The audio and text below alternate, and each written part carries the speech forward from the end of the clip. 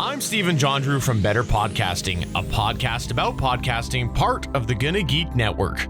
Just like the show you're checking out now. Shows on the network are individually owned, and opinions expressed may not reflect others. Find fantastic geeky shows at GonnaGeekNetwork.com. Hi, this is Robbie Thompson, and you're listening to Capes on the Couch. Capes on the Couch podcast is for entertainment purposes only. Dr. Issues is a psychiatrist, but he is not your psychiatrist and does not have knowledge of your individual situation. For any personal mental health concerns, please consult your own healthcare providers. For medical emergencies, please call 911 or the designated number in your area immediately. Remember that you are not alone and help is out there.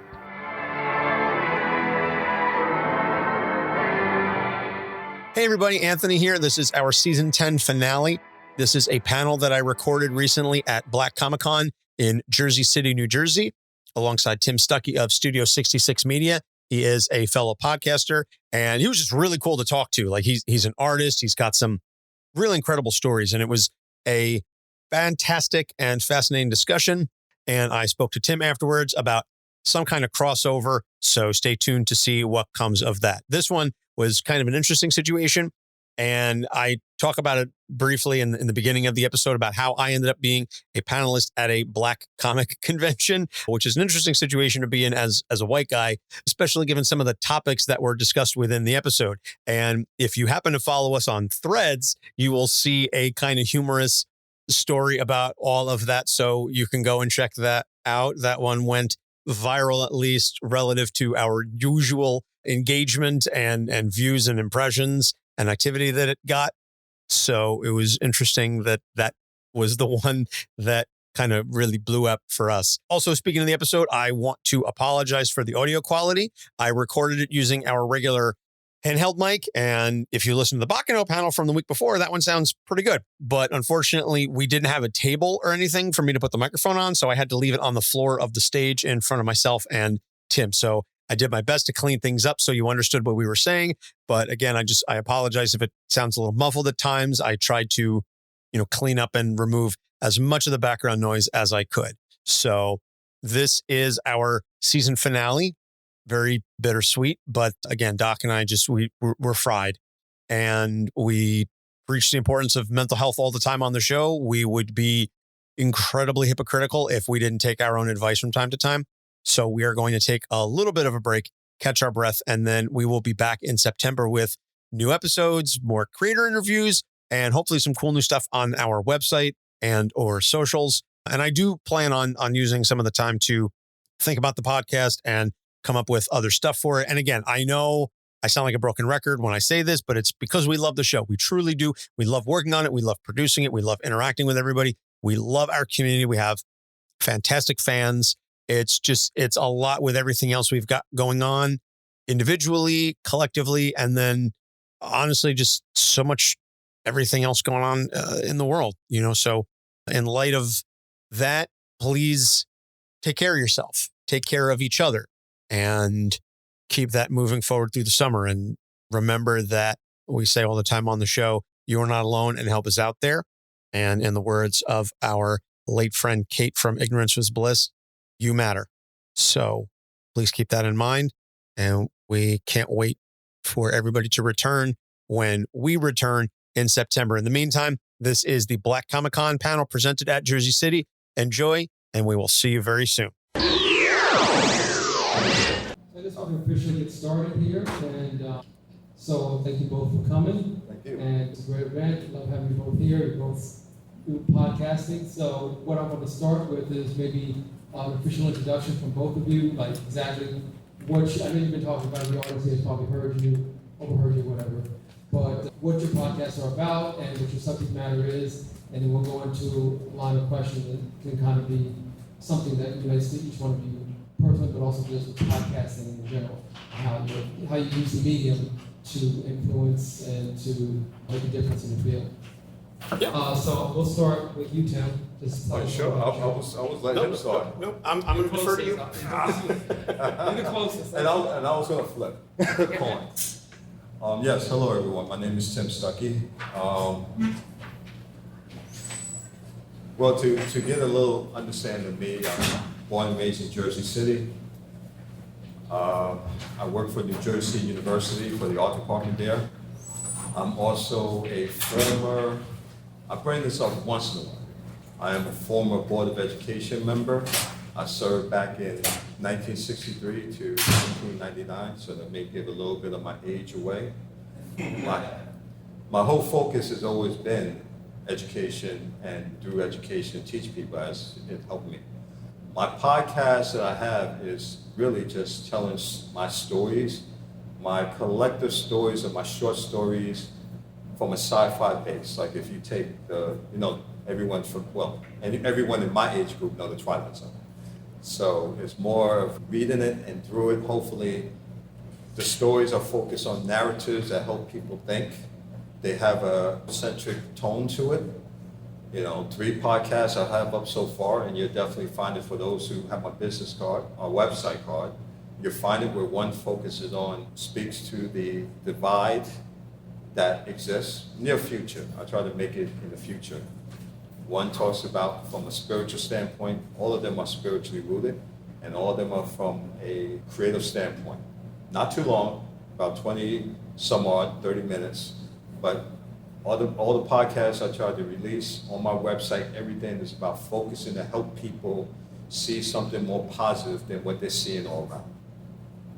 We're right now currently, and I'm not going to take up much time because I want this good gentleman to speak.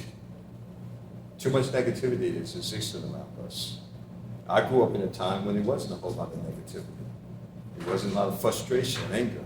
So hopefully I'm trying to put positive stuff out there to remind people to be positive. You draw positivity. Negative, you're going to get negativity. So that's what I hope to accomplish with the work that I'm doing. Okay. So hello everybody. My name is Anthony Sitko. I am a co-host of a podcast called Capes on the Couch. The subtitle to that podcast is Where Comics Get Counseling. And my best friend and co-host, he and I have been best friends since we were 13. He is a board certified psychiatrist, and the purpose of the show is to destigmatize discussions around mental health using comic book characters as a way to introduce some of these discussions and say that if these characters have these various neuroses, they have mental illness, they have struggles, they have trauma, whatever the case may be, and they can still manage to fight through it and overcome it, how can we use their examples to help real people with some of the stuff that they're going through? So we've been doing that for 6.5 years, and we've got about 200 or so episodes out. We interview creators, and we talk about the ways that they incorporate some of their trauma and their learned experiences and lived experiences and their personal stories, their art. And again, it's just all about breaking down those barriers and not making it so taboo to talk about some of the issues that we all face individually and collectively as a society. And because, if you have cancer, nobody's going to shame you for going to an oncologist. If you have a broken leg, nobody's going to shame you for going to the ER.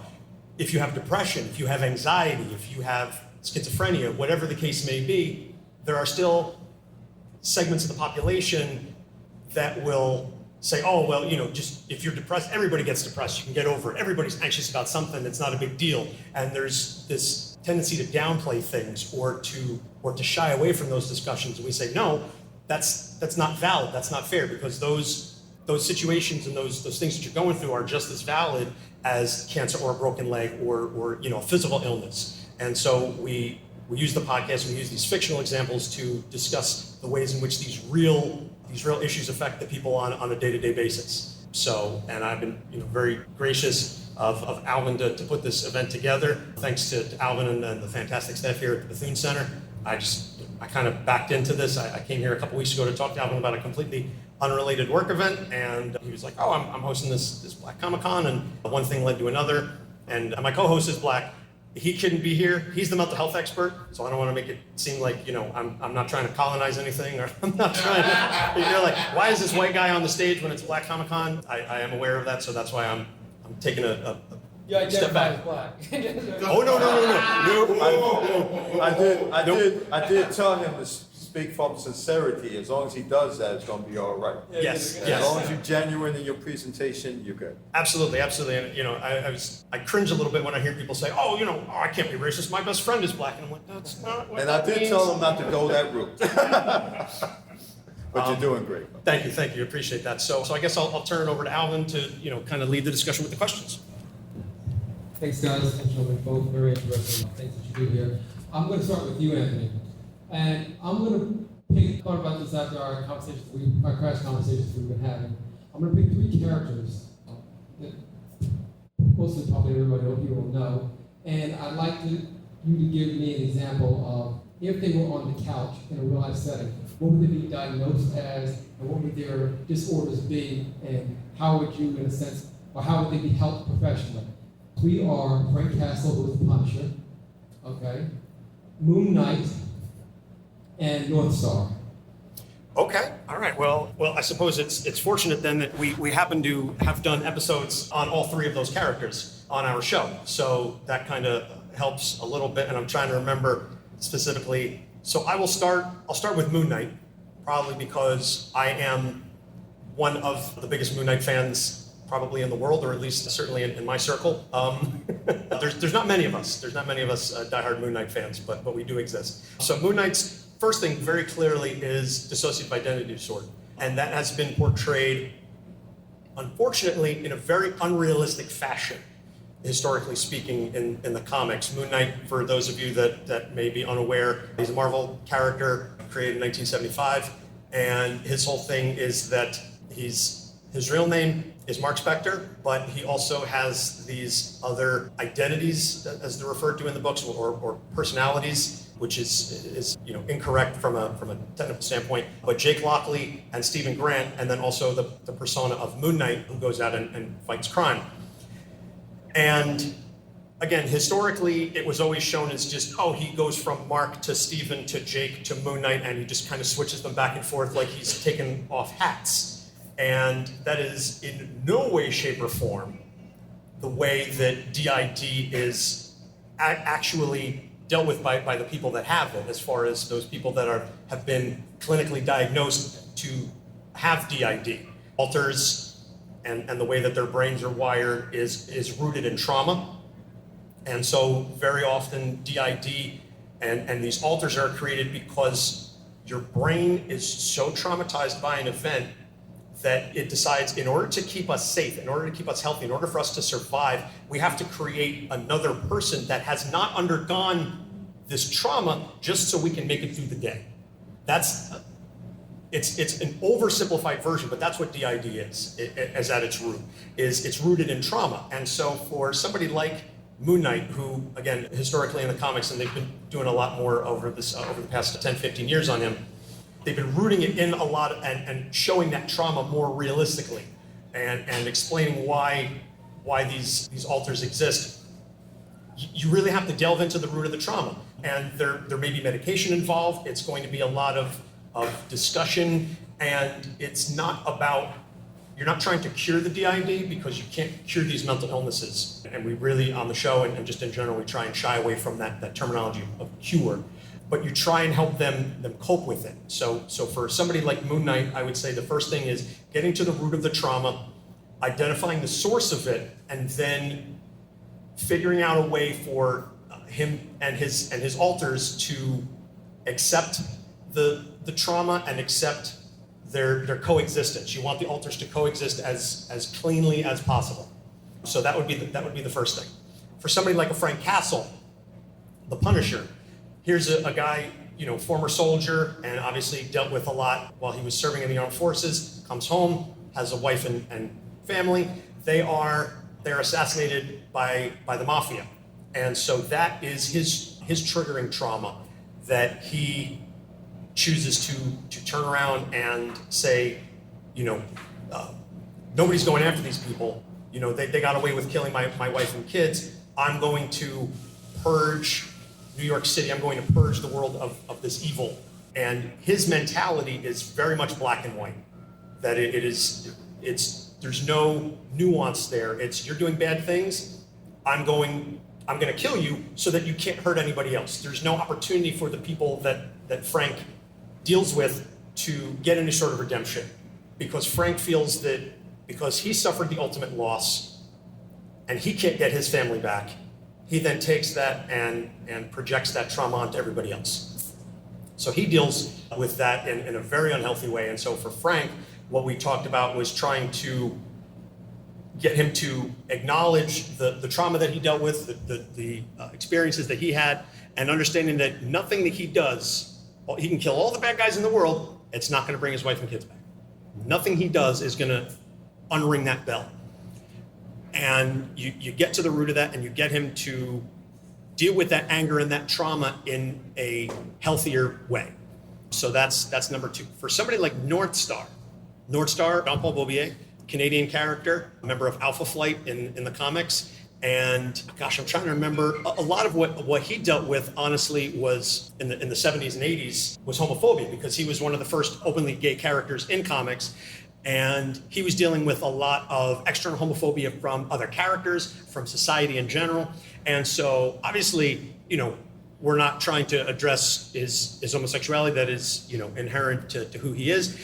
What we discussed on the episode is getting him to deal with some of the external hatred that he deals with on a day-to-day basis, and in a way to not internalize that homophobia that he endures, and not turn around and have him and channel that externally in a negative fashion. So again, just off the top of my head, those are some of the characters those are some of the ways that I think that we could help address some of the issues that those characters deal with, based on, again, my recollection of the episodes that we've done. So next question is for you, Tim.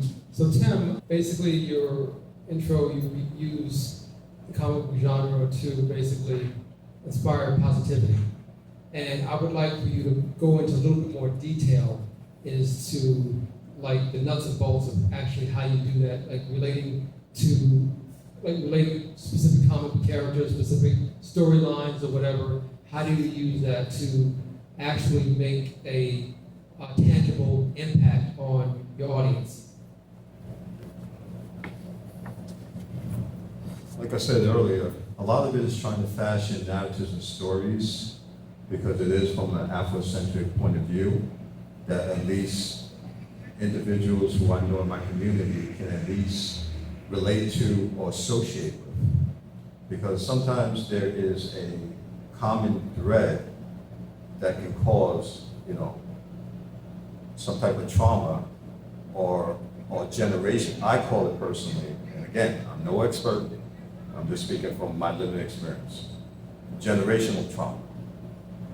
Because until you understand that the trauma that African Americans go through, in many cases, is different from the trauma that Caucasian Americans go through. In a lot of ways, we can sit here and say, we will probably say in a lot of cases, our trauma is caused by Caucasian Americans, which is not always the case, but in most of the cases are when we deal with that over 400 years of trauma that's been inflicted upon us.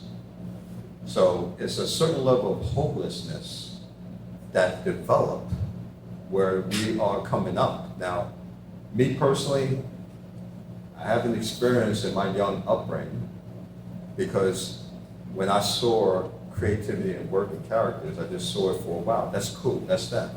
Only recently where I see more of it now, like it's like the 50s and 60s, early 60s has come back in a strong way.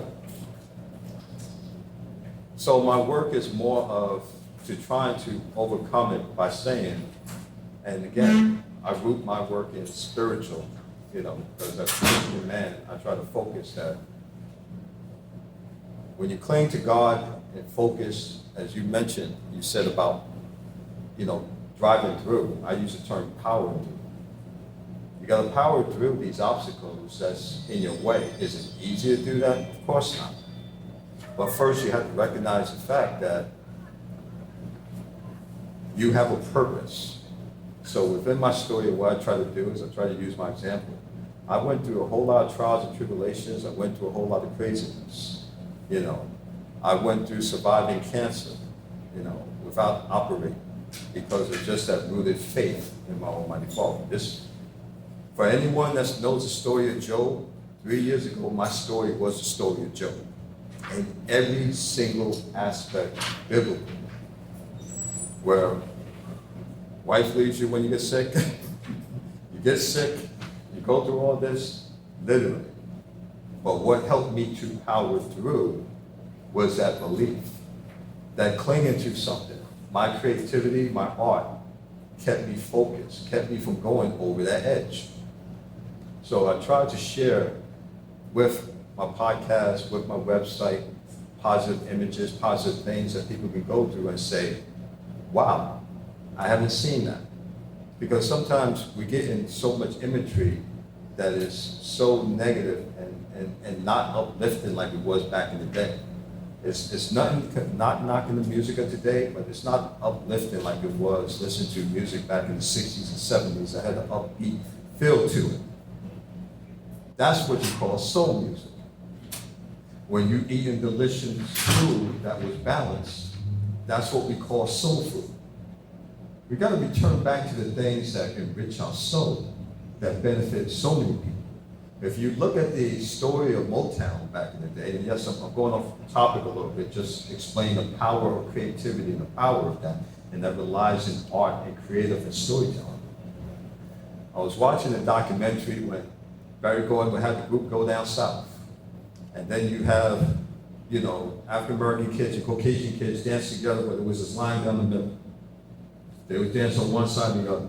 And somewhere along the line, the guy said, we're not going to come back down here. Or the Caucasian kids said, listen, we want to move this forward because we're enjoying interacting.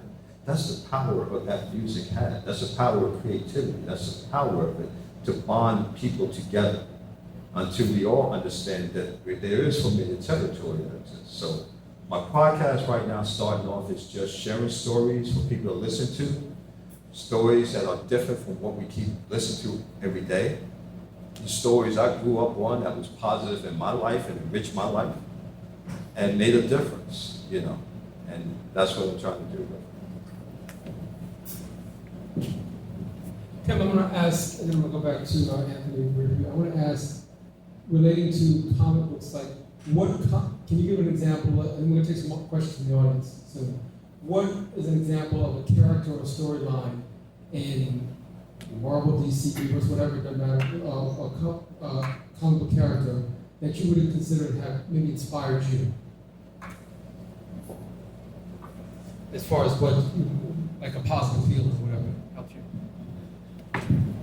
Oh no, you first. Oh, that was for me? Yeah. Oh, so sorry. I thought you said Anthony. Sorry, I'm listening. Did I say anything? I thought you said Anthony, but I thought you said Tim, then Anthony. Oh no, maybe Okay. it's Tim. Okay. Okay. Well, I'm going to go with the very first character that inspired me to get into drawing, and that was Spider-Man. And I was joking with Anthony saying, yeah, my introduction was the animation. If everyone remember that animation with the song that stuck in your head, Spider-Man, Spider-Man back then. Yeah. That was because the character in the story was relatable. He wasn't like Superman, even though at that time I wasn't thinking, you know, this is a Caucasian character, I can't relate. No, it felt a little closer to me than Batman being a millionaire and having a whole lot of money. I can't relate to that being rich. You know, my father already told me when I jokingly said that we're middle class, no, we're poor. So I said, okay, thanks, Dad.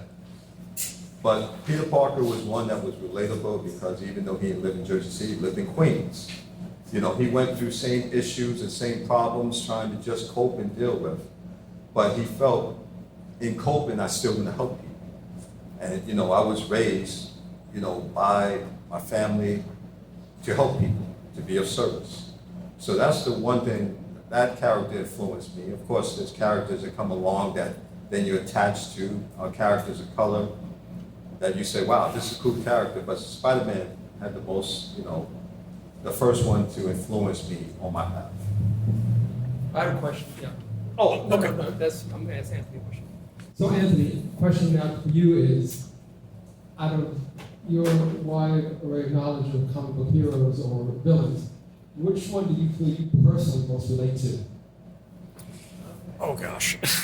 You said villain? It's like villain or character. Hey, I don't judge. So I joke that there's the characters that I always say there's two characters. They're the one There's one that I would like to be, and then there's the one that I hope I don't get to, to that point. And the one that I hope that I don't get to actually is Moon Knight. And it's because I think he's such a fascinating character. The imagery, just from an artistic standpoint, I think he's just very, very well drawn. I actually cosplayed as Moon Knight a couple years ago at New York Comic Con. I got to meet a bunch of creators and take a whole bunch of photos with them. So Moon Knight is always that I try to live my life so I'm always doing better than he. It's kind of like the bar, or at least the floor. And then as far as my ceiling, the character that I hope to aspire to be, and that's Captain America. To the point that I have the Captain America shield tattooed on my shoulder blade.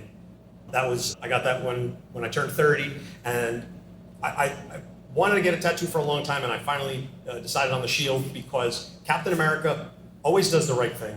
He always fights for, truth, justice, the American way, all of that good stuff. I know that's the Superman line, but it still applies to Steve. And I put the shield on my back, and it's on my left side, which is where my heart is. So I always have the shield on my back, and it's always protecting my heart, because Steve fights for the American ideal.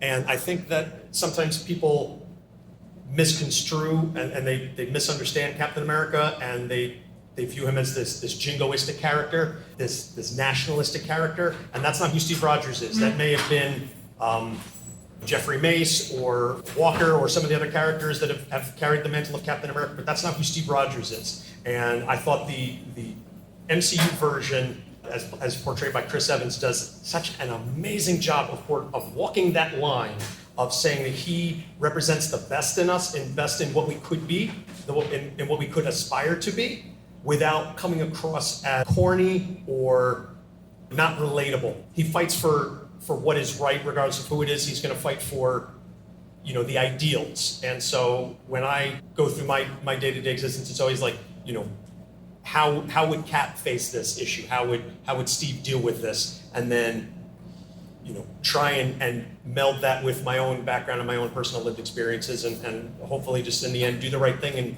and then in turn inspire, my kids and my personal circle of influence in the best way that I can. And hopefully that kind of, Tim, you were saying about spreading positivity and everything, and just kind of that ripple effect that our own personal circles of influence are more powerful, I think, than we realize. So if I can lead by example, by kind of being like Cap, being like Steve Rogers, then maybe that inspires somebody else to do the right thing, and that we all eventually, a rising tide lifts all boats. So. Just on the you part of Captain America, just going back to what you made, something you would possibly relate to your podcast. So Captain America, I would agree, is probably about as ideal as you can get, just as far as nobility and just honor. He was able to lift the hammer, so yeah, it's cream of the crop. I guess the only one thing that would be comparable to it would be DC Superman in a sense of nobility. Now, I would say in both characters, one thing, and it's just my opinion looking at them, they almost are both very lonesome characters in a way. I mean, if you look at Captain America, he's a man out of time. So in a sense, his trauma would almost be, he's living in a time that he never could truly relate to. At least, especially the way the MCU portrays him.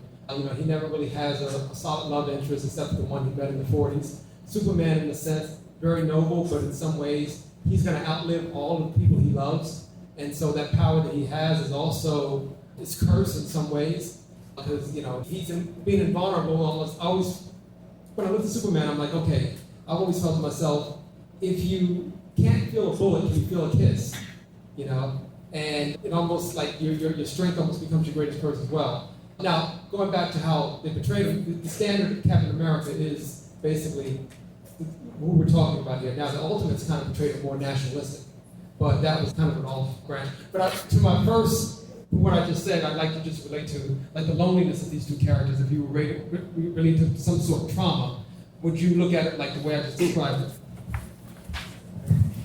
Yeah, absolutely. I mean, we've done an episode on Steve Rogers on the show, and we didn't do Superman. We haven't done Superman largely because my co-host actually said this at another panel we did last week. He said, he will never speak an ill word of Superman. He said, I'll talk about, all the issues that every other Superman adjacent character has all the live long day. He goes, you will never hear me speak an ill word of Superman. So to that end, I don't know that we're ever going to do an episode on Supes, but for Steve, we did talk about that loneliness. We talked about that trauma and being out of time, and the notion that he's always fighting for something that I don't know if he thinks it's ever going to arrive, but he is the personification of hope. Very, very much that ideal in the Marvel universe, whether it's in the comics or in the MCU. And that can definitely be a lonely struggle, because so many of us, we all have hope in various degrees. And we like to think that it tries to carry us through the tough times, but we've all dealt with situations where no matter how optimistic we try to be, we know it's not going to happen, or it's not going to happen in the way that we want it to. And when that optimism hits that cold dash of reality, how do you cope with that? And for somebody like Steve, who I think deals with that on a day-to-day basis, it's a recurring thing. It's a wound that never gets to heal. And so, Tim, you were talking earlier about the generational trauma. That's something, I'm not certainly equating what Cap has gone through to anything of the Black struggle, certainly, but it is a wound that doesn't get to heal. It is, in that regard, there is a similarity there that it's something that you're dealing with on a day-to-day basis, and it never really hits that closure. But you still have that optimism, you still have that hope, and that if you put that ideal out there, if you put that positivity out there, hopefully it continues to inspire, and eventually, I'm going to butcher the line a bit, but you're planting seeds for a tree that you're never going to get to sit under, that hopefully down the line, it will get better for the next generation, or for the generations after that. So I think that's something that Steve deals with on a daily basis, and it's a credit to his strength, both internal, physical and emotional and mental, that he's able to continue going forward through all of that in spite of everything that he deals with. So yeah, I was going to say, you look like you had something you wanted to add on to that? No. But okay. First ask the question, because I wanted to add something to the Spider-Man pick that I had. Okay, I'm going to ask you, you can give me your statement. I just want to give you my question. Sure, please. So my question to you, Tim, since we're on the topic of a Captain America sort of figure, I want to turn it to his Black counterpart, Elijah. Mm-hmm. And you and I were talking about this the other day, Anthony. And I want to point out, almost when you talk about positivity, and your podcast seems to be more focused, obviously, on race relations and your personal experiences as African Americans in this country.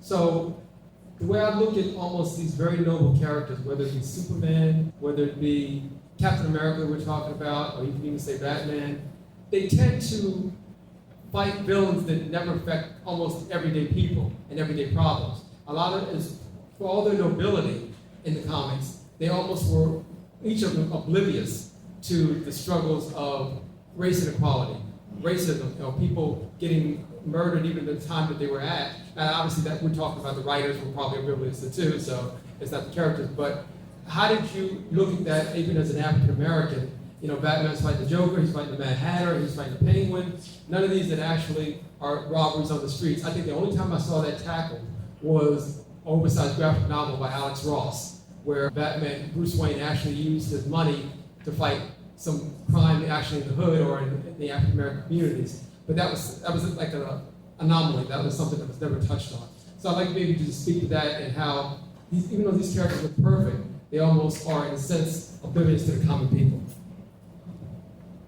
Yeah, with comics, it all depends on if you refer to, we'll say DC, right?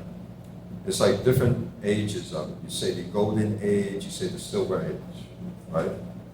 Then I dub it the awareness age, where the silver age, you came up with the old camp of characters, and they really didn't focus on social issue or commentary. When Marvel came along, when they got to the 70s, they started focusing on more social commentary than anything else. I think the first book was Spider-Man, but before that, It was a commentary on the drug issue that was happening during the 70s, where Speedy, Roy Hopper, was, the Green Arrow in the comics discovered that his sidekick was hooked on drugs. First time that was revolutionized, and that was brilliantly written by, if anyone, Danny O'Neill, who wrote it. And in that commentary, because I'm a big fan of Danny O'Neill, because people always credit Frank Miller, Dark Knight Returns, for making Batman relevant, but it was Danny O'Neill and Neil Adams that did it first. They created John Stewart, the Green Lantern. But there was, and that's the power of the social and being consciousness. And again, great costume, my friend, so we talk about that. The thing that was poignant is to me one of the best lines in comic book history. And you probably know where I'm going at. You probably know where I'm going at too. There was a line where they did Green Lantern and Green Arrow book. And Green Arrow in space, taking care of space and all of that. And Green Arrow was always down to earth. They'd written him where he was for the common man. He lost all his money, and I'm like, I'm gonna help the common people. I wanna be connected. So there was this line where it was an African-American elderly man that was with Green Arrow, and Green Lantern was there. And the man said to Green Lantern, I hear you help the purple people and you help the, I forgot the other color. The blue people. But no, you work for the blue people. But I never hear you help the brown people. and then Green Arrow didn't say anything, but Green Lantern said, yeah, you're right. And he hung his head down because he was right. We have all these heroes. In the comics, if we have all these heroes, we shouldn't have these social issues. That was always my thought when I'm reading comics. And again, my favorite books later on was the X-Men, Teen Titans, written during the 80s. But we shouldn't have these problems. So why is it not spoken? Why do we not speak to that? True heroism. But with that, I printed that out and I have it on the wall in my office. So when students come in, they look at that line because I'm like, yeah, be conscious of that as you write your stories. So going back and just jumping a little bit on Spider-Man, Spider-Man talked about the drug issue too, not as effectively as Danny O'Neill did, and Stan Lee wrote it. But the one thing I just want to point out, and again, I'm not going to say anything bad about Captain America, and I know his idea. But when you think of Spider-Man being a relatable character, but the most tragic character, if you ever want to really talk about a character that had to overcome so many tragic things in his life, I can't even think about, and if someone can help me, think about a character that's more tragic than Peter Parker. He lost his uncle, got shot and killed. That made him become who he was. He lost one of his mentors, police captain. He got shot and killed. Even though she's back in the movies and the comics, but there was a period there where he lost Gwen Stacy, snapped her neck, trying to save her. How much more trauma can someone go through? I don't think he killed him, because basically with him, he said he could have saved his uncle. It's like the Batman lost both of his parents, but he was a kid, so his was trauma, but at least he didn't feel like he could have stopped it. Parker thought he could stop it. If he wasn't selfish. Yes. And he was, well, he thought Yeah. he could stop it. That's what I'm saying. He thought he could stop it. That was his big fight. His regret was that he was helpless at that age to stop it. Yeah, he was helpless, but Parker had his powers and just didn't do it. Exactly. That's what eats him away. He had the power because with great power comes great responsibility. So when I think about, and I remember I picked up a lot of comics from my oldest son on Spider-Man where they relaunched in the Ultimate line, because I wanted him to at least say, okay, this is a character that's been through a lot, but he powered through. He powered through to still help people. So if I can create my own characters and say, listen, yes, we know there's craziness going on around you, but you can power through it. This is a character that should have been cuddled up in the corner saying, I'm not going to do nothing no more. And many times it was written well where he questioned even if I should go on. Gave up the costume, but realized he had a purpose. So for every human being out here that's going through this, they have a purpose. I try to remind people, no matter what you're going through, you have a purpose. You may not be an actual superhero character, but you still have a purpose because God created you to be here for a reason.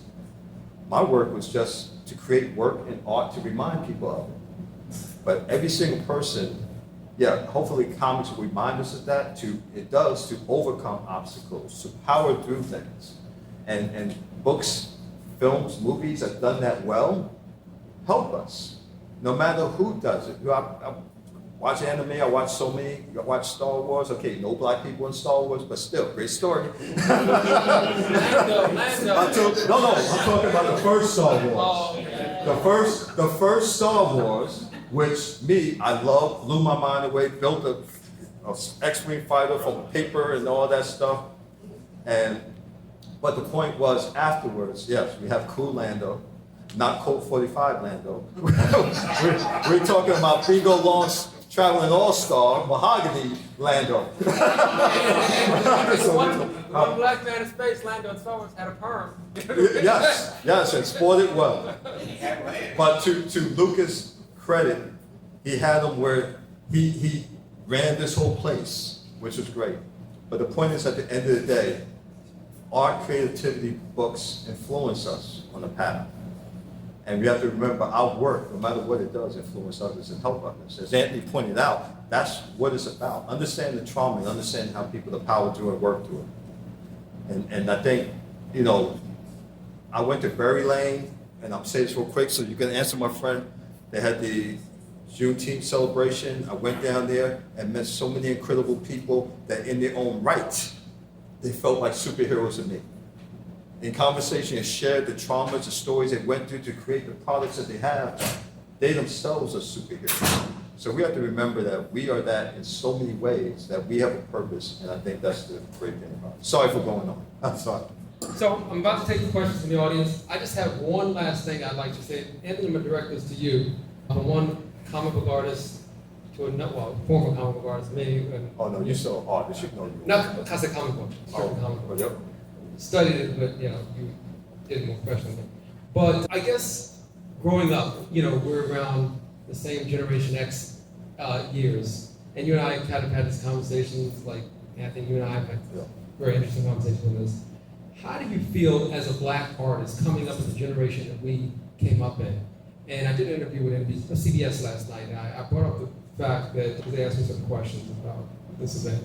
And one of the things I brought up about the time that I grew up in the 70s and 80s, being a Gen Xer of that age, and the representation, the lack of representation that was in comic books. And you and I think when we were talking about the old classic comics, whoever's in here maybe over 40 may know how to draw the Marvel Way, or whatever that came out years ago.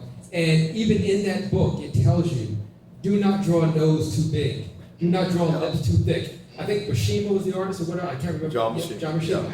And it literally tells you how not to draw a hero and how to draw a hero, what a hero looks like, what a pretty woman looks like, and the nose can't be too fat, the lips can't. So with all that being said and done, and I remember I said in an interview last night, and I spoke about my mother was here tonight somewhere, I don't know if she's mingling around, but I remember she set me down, I was maybe like 11, 12 years old, and I would create my own characters. I had all sketchbooks high, just characters that I created, and none of them were black.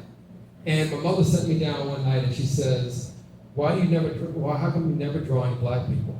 And I'm like a kid that, I'm like, I don't know how to answer that. I'm 11, 12 years old, and I just didn't know. And I said, and I thought about it for a while and said, I just draw what I see. And it was so subconscious, and that's when it really becomes almost even worse to be conscious, because you don't even realize you're not even representing yourself in your own art, because all the heroes I saw were Steve Rogers and Captain America, were Batman, were Superman, were Super Friends. There were no, I think, what Super Friends had? Black Lightning. Black Lightning, yeah, but he was like a side character, and you had Apache Chief. So, but basically, it was a world that didn't represent us, that we loved, and we loved the genre, and we were very fascinated by it and very entrenched as comic book fans as kids. But to me, it almost, and luckily I had my mother and parents to kind of even bring that up to me to make me conscious of it. So I had to, at some point at an early age, almost had to make a conscious decision to draw my own people. And I just wanted to get your feedback on that as another black artist around the same time, how you dealt with that. Yeah. To be honest with you, I went through the same thing that you went through, but I was blessed because along with, I grew up in an era where it was John Romita Sr. He came out after Steve Ditko doing Spider-Man. And he introduced Robbie, who was the assistant editor of the Daily Bugle. This was, a black male character that was in there. Then there was other characters. For me, drawing, the problem for me and what I experienced was I didn't have that easy access to comics, to be honest with you. So when I was able to get comics and I wanted to draw, the only reference I had to draw was comic book characters in those books. I didn't have an anatomy book. I wasn't taught to get an anatomy book. I wasn't taught what we have today, which is what I recommend. I recommend students anatomy books, Will Eisner books, all of this. So the comics that I had that really didn't have a whole lot of black characters in it early on was the Caucasian characters. And I just said, well, I'm just going to draw superheroes and that's it. Until the 80s, this late 70s and 80s came along where you started seeing more and you started to create that. During those 80s, I teamed up with, a dear brother who passed on named Robbie Garrett, who created a number of books. And many of the books we did, and this was in high school, was like team focused, because at that time in the 80s, you had, more black characters coming out. You had, the Team Storm from the X-Men. You had Cyborg from the Teen Titans. Then you had, other characters that's coming out. So we was like, we're gonna make some cool characters, and we, it was multicultural, but we was like, more characters of color. And if I had a way of showing you, I could show early stuff that I did as a kid of showing that. And my reference to drawing it was seeing my aunts, my uncles, and people around me. I turned them into comic book characters. I looked at their facial features and looked at them, because there was always heroes, because they raised me. I just made them into characters. A lot of the stories that I do, I take the names and stuff and I base it on family members. Family members are going on, pass away. I remember a good friend said, write what you know, create what you know. But this is what I know. I have, believe it or not, I had, but blessed to still have a great number, but at one time 17 uncles. 13 of them direct, other than by marriage. And then a slew of aunts, 3 by, direct blood, others by marriage. So being blessed to have them as a reference and started using them as a reference was great. Having the comics to show me the dynamicness of the greatness and the power of showing heroics, but then applying it when I started becoming aware that we needed more of this. But I was blessed to grow up, like I give a lot of credit to, if anyone familiar with film animation, David and Goliath. David and Goliath, when you think about Tarzan, the Lone Ranger, all of that. Tarzan, where he had a little more melatonin because they did him a little bit realistic. Yes, he was European, but if you're out in the sun long enough, you develop melatonin. So he had a little more color to him. Yeah, he had a little tan, which was, I watched it recently and I'm like, well, now see, that makes sense. But you had characters of color that they created that was positive.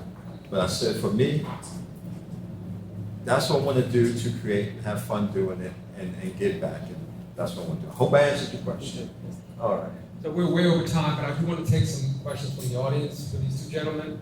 And guys, at this point, we'll try to keep it within maybe 2 or 3 minutes to respond. Thank you. So, Flynn, Anna first. So how do you feel about race swapping pre-existing characters for new iterations and new universes and contexts? Because I know DC has, for example, rebooted Gordon Made in Black. I personally am an advocate for that. I think that's fine, but I think for some characters, it's integral to their identity to stay the race they are. For example, Clark Kent Superman, I would always imagine as white because he was created by Jewish people in World War II. So I think that's very integral to the development and his symbolism. But for other characters, I think it's completely fine. So I want to know what your opinion is. Oh, which one? Doesn't matter. Both. Very good job. Which one? I'll let you go first.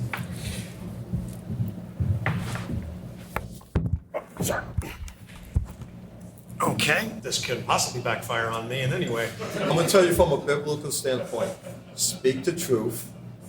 Speak to God's truth. You never go wrong. Go ahead. Oh, no, I know. I'm just joking. No, oh, gosh. I'm going to go viral for all the wrong reasons. No, I think, again, to your point, and I'm not trying to cop out by kind of copying your answer, but I do think for certain characters, it can work. For certain characters, yes, it is integral. You know, the common response whenever a formerly white character is drawn as black or reimagined as black or Latino or a person of color is always, oh, well, then why not just have a white Black Panther? And I'm like, that's not the case at all, because it's not inherent to the identity. It's not inherent to the identity. You know, somebody to your point, like a Clark Kent or a Steve Rogers. I mean, Steve Rogers, another character, was created, again, by two Jewish men in the 30s, but also the whole point of Steve Rogers is he is, white, blonde hair, blue-eyed. He's the Aryan ideal to then turn around and be the counterpoint to Adolf Hitler. So the whiteness is inherent to Steve Rogers as a persona. Whiteness is not inherent necessarily to somebody like a Peter Parker, but I also think that's why they created Miles Morales, was so that, to kind of, I guess, avoid some of the backlash there. But you could turn so many characters where their race isn't inherent to who they are as a character, like a secondary or tertiary character. I personally have no qualms with it. I think as long as you write the character themselves as relatable, and again, I know it's going to sound like a cop-out, but I honestly don't care one way or the other what their skin color is, as long as they are a relatable character, as long as they are a three-dimensional character, and as long as they're portrayed in a way where they're not just a caricature, or they're a flat archetype. It doesn't matter to me, but I know a lot of people that look like me care a lot more about those kinds of things because it speaks more to them, as their identity is more tied up in the whiteness. And so any attempt to change that is going to be seen as an attack on them, either personally or culturally. Again, I don't care. There's 11 characters that look like me and have looked like me because everything's been tailored for the people that look like me. I'm totally okay if it doesn't have to be tailored towards me. So I'm totally okay with that. First off, good point.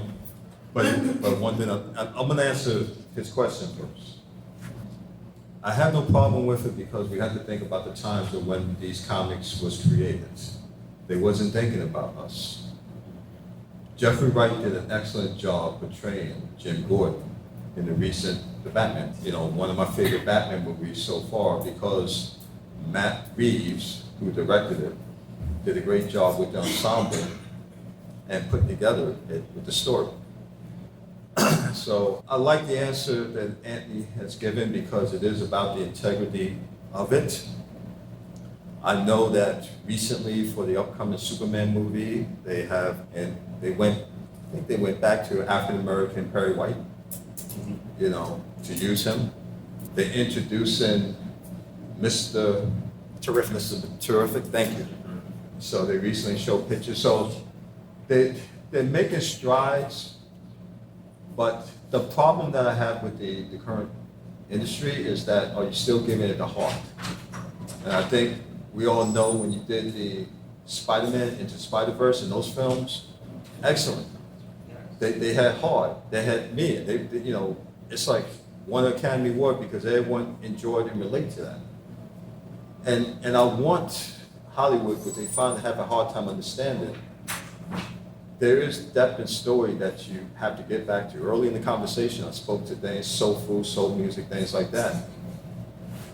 The the films, and not because it's totally black, but the Spider-Man, Spider-Verse, and Black Panther are probably the first movies where I can really say, wow, these are soul movies. They speak to the soul, they speak to that. Not like other films that's been out that speak otherwise, but yeah, that speaks soul. So now I experience soul movies. Yeah, it's a very interesting question because it almost breeds into other questions. Like, for instance, could you have changed the identity of a character like Matt Murdock, whose ethnicity is so tied up into his character of being a white Irish man, Catholic? You know, would that be believable by just changing him into a black Catholic? Probably wouldn't have the same appeal. Could you actually change, maybe 50 years ago, could you have done the same thing with Bruce Wayne? Where he would have been believable that he's the richest, coming from the richest family in a major city? Would that have been believable? So yeah, such a good question because when you change these, I mean, put Perry White, that's just, he's a secondary character, it's easy to do. When you start talking about your main characters and all the stories that's back up around them, the audience has to buy it. You know, we have to believe it, whether you're black or white, it has to be something that we can relate to as a plausible reality. And that's just it's almost a deeper topic, and the topic really almost a discussion in itself. Who's next?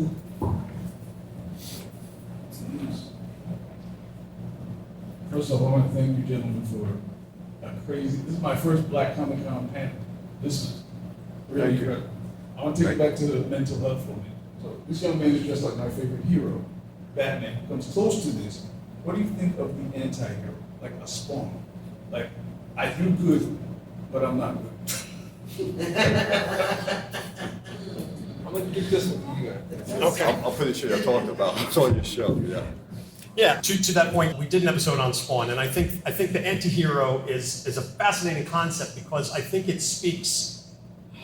Gosh, again, I'm really trying to limit myself to a short time frame of an answer here, but it really speaks to the nature of philosophy of what is good.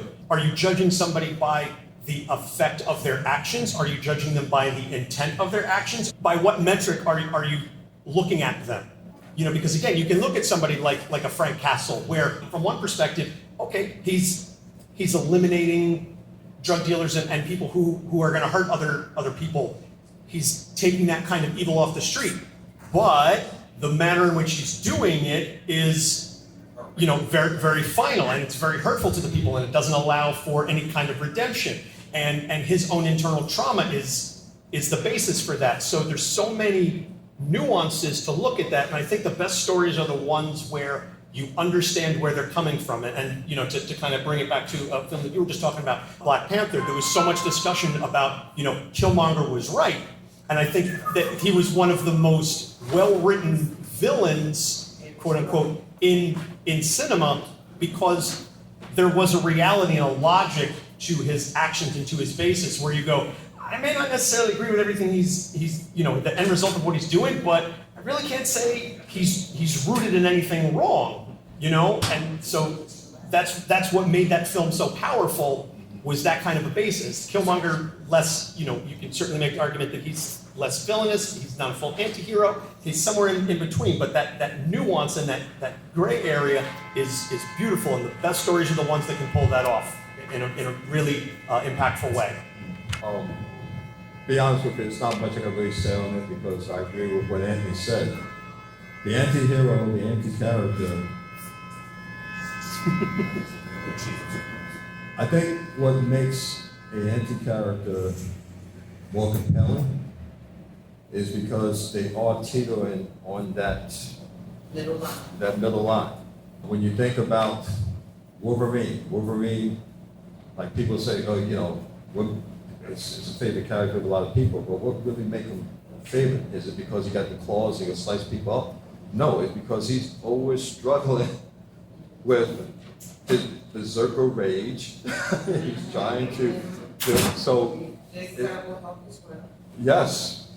So here, he's a great example of trying to do right, but keeping from being angered, being, put in a situation where you can't think clear.